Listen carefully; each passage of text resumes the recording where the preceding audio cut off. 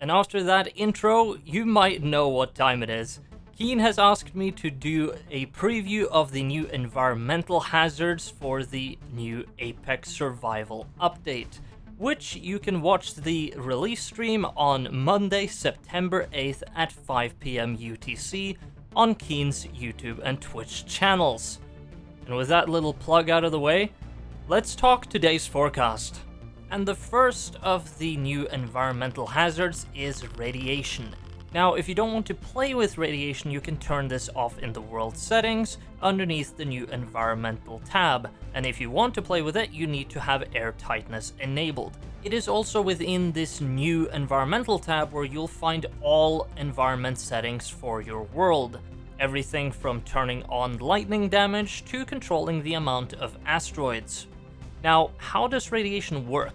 Well, basically, if you're standing near a source of radiation, or are surrounded by it, then your radiation will increase, but when you're not close to it or are sealed away and protected, then your radiation level will decrease.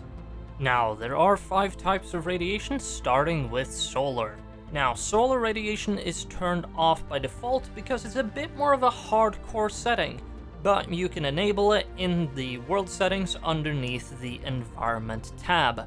There, you can also choose how intensely you want the sun to cook you alive. You can have a light sear to a heavy roast. Now, if you don't want to be cooked alive but have the setting on, you can simply just hide in the shade. But if the sun finds you, it will kill you, just very slowly.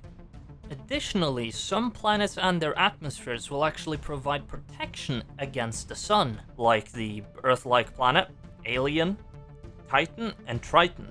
All of these will provide full protection from the sun's harmful rays, whereas Mars and Pertam will provide reduced protection, but not enough to prevent exposure over time. Now, how much will it reduce the radiation gain? From my testing, roughly 70%. But if you find yourself on the Moon and Europa, be ready to be cooked like an egg inside your soup. The third type of radiation is planetary radiation. Now, Europa has been made into a radioactive ice ball, where the closer you get to the surface of the planet, the higher and higher amounts of radiation you will gain. Then you have weather-based radiation. Now, some types of weather will give off radiation, like the electric storm on Pertam, or the toxic haze on the alien planet, which is just a fancy fog. But then there's also weather that will reduce the amount of radiation you've gained, like for example rain, which will slowly wash it away. And the last type of radiation is block-based radiation. Damaged reactors will now actually irradiate its surroundings, and the closer you get to said damaged reactor, then the more radiation you will gain. Now, to demonstrate how the block-based radiation works, I've set up 3 very simple test rigs. So as you can see here, I have a leaking small reactor in front of me. There is nothing covering it up, completely exposed, and I'm currently standing 12 blocks away, aka 30.5 meters. The moment I walk to 11 blocks away, you can see down in the bottom left corner that I start gaining radiation, but doing so very slowly. The closer and closer I get to the reactor, the more radiation I will gain. And then if you stand right next to it, you can see that it ticks up quite quickly. Now, the one key thing to note is that the block-based radiation is incredibly powerful, that it will pierce through blocks. Now, we can see that there is a leaking small grid reactor inside this little tomb of armor blocks. It is completely sealed in, airtight, and the moment I step onto the 11 block mark, you can see I start gaining radiation, but very slowly. So it does not matter if you've completely covered it up, or if you are sealed away or inside a cockpit, the radiation will still find you. Nor does it actually help reduce the amount of radiation you can gain. I'm standing right next to it, and as near it as I can get. And I'm gaining the same amount of radiation as I was when the reactor was completely exposed. And the size of the reactor also has something to say. here's a large leaking reactor, and I'm standing twice the distance away, roughly 23 blocks. And if I take a step forward onto the 22 block mark, you can see that I slowly gain radiation. But the amount of radiation I will gain the closer I go is going to be exponential. You can see at the 12 block mark, I am gaining as much radiation as when I was standing right next to the small reactor.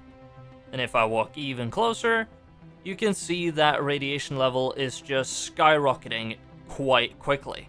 And just a little note at the end here, the Prototech fusion reactor will not give off any radiation if it's damaged.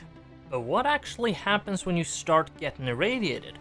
Well, at 75 radiation, you will start taking 2 damage per second, and if it reaches 100 radiation, well, you'll start taking 10 damage per second.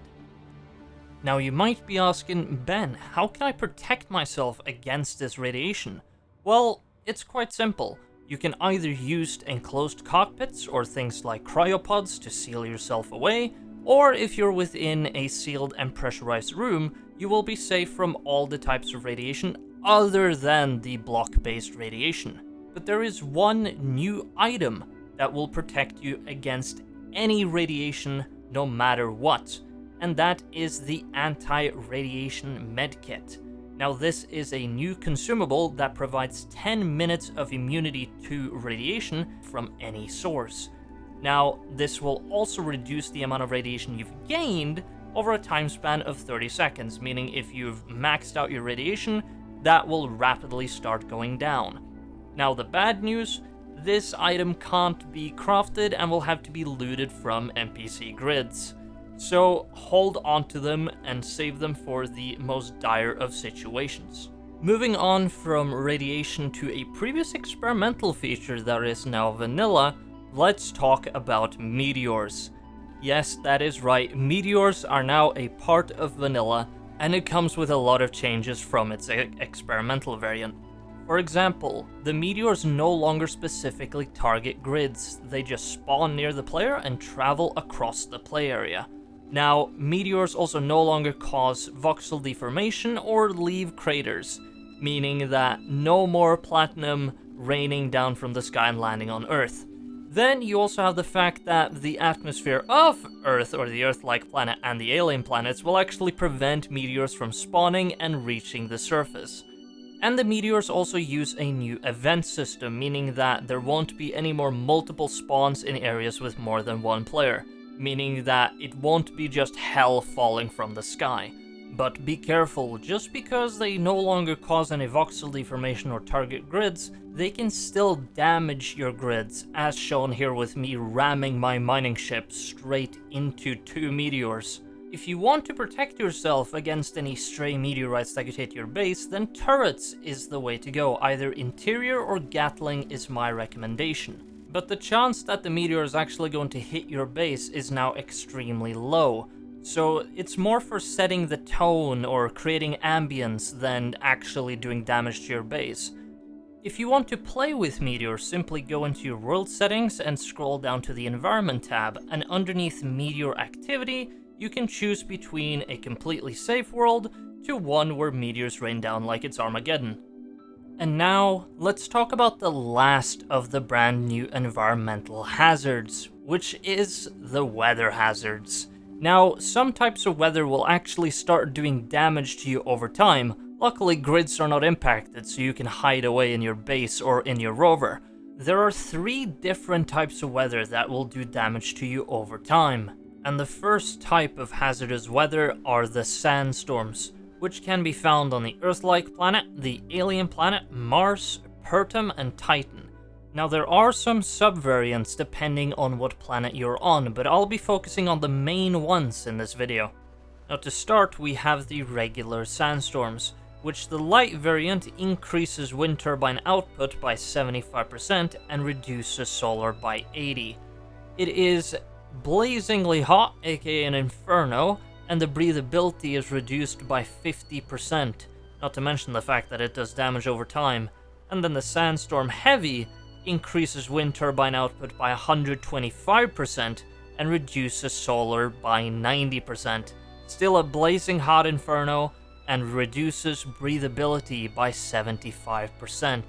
There is one sandstorm variant that I feel is important to mention, and that is the electric storm on Pertum. The main reason why is because it throws radiation into the mix. So not only are you hit by chunks of debris, but you're also getting irradiated at the same time. Plus there is also lightning, so have fun. Going from burning hot to freezing cold, our next weather type is the hailstorm, which can be found on the Earth-like planet, alien planet, Mars, Titan, and Triton. Now the hailstorm will increase your wind turbine output by 100%, but decrease solar by 75%, not to mention the fact that it is freezing cold, and there will be chunks of ice that fly through the air and will hit you right in the noggin. And last but not least of the most hazardous weather types comes the caustic rain, which can only be found on the alien planet. Now the caustic rain comes in a few different variants. You have the regular caustic rain, light and heavy, which will increase your wind turbine output by 20% and 45% respectively, and reduce solar by 40 and 70% respectively. Now the temperature is only cold this time around, but that still doesn't stop the acidic rain from slowly melting through your suit.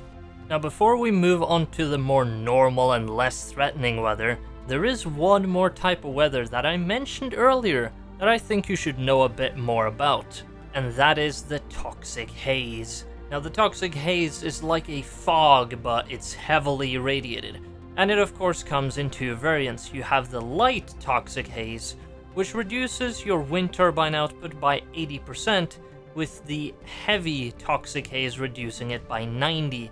Your solar output is equally cut by 80% in the light toxic haze and 85% in the heavy. Now both of these are cold and the breathability is minus 100%, so if you open your visor, you are going to choke immediately.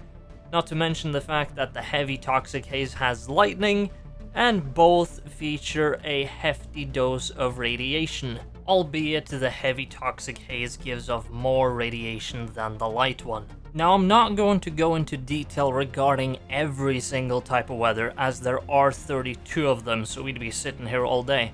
But I'm going to give you a little preview of all the different weather types and what they do in a small little cinematic segment, so enjoy.